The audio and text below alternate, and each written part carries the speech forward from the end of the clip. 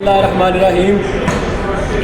अल्लाह पाक ने बरादरियां जातां ते पहचान वास्ते बनाइयां ने जी जी बिल्कुल। ते सारी दुनिया अपने जात नूं बरादरियां नूं टब्बरां नूं इकट्ठा करदी फिरदी है। मुगल ने दूसरे सारे जिस तरह सारे ही ने जिस तरह ते अपना जट ने साडे ते इन्हां दी कोई तंजीम या कोई कट किन्ने को है कि नहीं? सरकार ये जिसा करके ਤੁਹਾਨੂੰ ਪਤਾ ਹੋਵੇ ਕਿ ਪੰਜਾਬ ਨਹੀਂ ਬਲਕਿ ਪੂਰੀ ਦੁਨੀਆ ਦੇ ਵਿੱਚ ਜੱਟ ਜਿਹੜੇ ਨੇ ਇਹ ਤਹਿਜ਼ੀਬ ਦੀ ਜੀ ਨੇ ਮੁਲਕ ਦੀ ਕਿ ਭਾਵੇਂ ਕੋਈ ਗੋਰਾ ਹੈ ਭਾਵੇਂ ਕੋਈ ਹਿੰਦ ਸਾਰੇ ਜੱਟ ਦੇ ਜ਼ਿੰਦਗੀ ਕਰਦੇ ਨੇ ਤੇ ਉਹ ਸਾਰੇ ਦੇ ਸਾਰੇ ਜੱਟ ਨੇ ਬਲਕਿ ਜਿਹੜੇ ਨਾਰਮਲ ਗੱਲ ਕਰਦੇ ਹੋਏ ਦੂਸਰੀਆਂ ਵੀ ਬਰਾਦਰੀਆਂ ਜਿਹੜੀਆਂ ਨੇ ਉਹ ਵੀ ਜ਼ਿਮੀਂਦਾਰਾਂ ਕਰਨ ਵਾਲੇ ਸਾਰੇ ਲੋਕ ਜਿਹੜੇ ਨੇ ਜੱਟ ਨੇ ਉਹ ਜੱਟ ਹੀ ਨੇ ਬੇਸਿਕਲੀ ਇਹ ਪੇਸ਼ਾ ਜੱਟ पेशा ਜਿਹੜਾ ਨੇ ਉਹ ਜੱਟ ਹੈ। ਅੱਗੋਂ ਮਸਲ ਮੈਂ ਕਿ ਚੀਮਾ ਜੱਟ ਕਿ ਤੁਸੀਂ ਉਹ ਬਾਠ ਜੱਟ ਤੇ ਇਹ ਤੇ ਜਿਹੜੇ ਨੇ ਉਹ ਨੇ ਪੇਸ਼ ਤੇ ਖੁਸੂਸਨ ਸਾਡੇ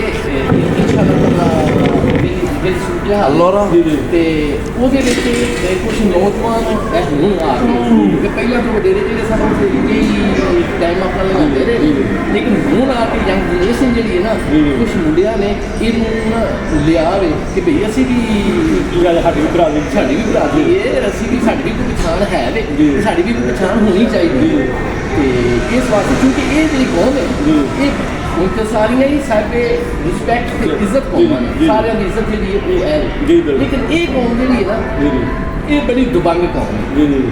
ਇਹ ਮੈਂ ਤੁਹਾਨੂੰ ਦੱਸ ਰਿਹਾ ਹਾਂ ਕਿ ਗੱਲਾਂ ਕਰਨ ਨੂੰ ਹਰ ਕੋਈ ਕਰ ਲੈਂਦਾ। ਕਿਆ ਬਾਤ। ਗੱਲਾਂ ਕਰਨ ਨੂੰ ਹਰ ਕੋਈ ਕਰ ਲੈਂਦਾ ਹੈ ਪਰ ਜੱਟ ਵਾਂਗ ਕੋਈ ਗੱਲ ਤੇ ਡਟਦਾ ਨਹੀਂ। ਕਿਆ ਬਾਤ। ਜਿੰਦ ਜਾਂਦੀ ਹੈ ਜਾਏ ਪਰ ਗੱਲ ਨਹੀਂ ਗੱਲ ਕਰਕੇ ਜੱਟ ਪਿਛਾਂ ਹਟਦਾ ਨਹੀਂ। ਜਿੰਦ ਜਾਂਦੀ ਹੈ ਜਾਏ ਪਰ ਗੱਲ ਨਹੀਂ ਗੱਲ ਕਰਕੇ ਜੱਟ ਪਿਛਾਂ ਹਟਦਾ ਨਹੀਂ।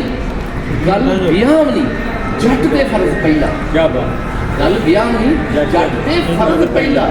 ਠੋਕ ਕੇ ਜੱਟ ਕਦੇ ਚੱਟਦਾ ਨਹੀਂ ਉਹ ਥੁੱਕ ਕੇ ਚੱਟੇ ਸ਼ਰੀਫ ਜਿਹੜਾ ਹੈ ਹਰਾਮ ਦਾ ਪੁੱਤਰ ਉਹ ਜੱਟ ਦਾ। ਕਿਆ ਬਾਤ। ਚੱਟੇ ਸ਼ਰੀਫ ਜਿਹੜਾ ਹੈ ਹਰਾਮ ਦਾ ਪੁੱਤਰ ਉਹ ਜੱਟ ਦਾ।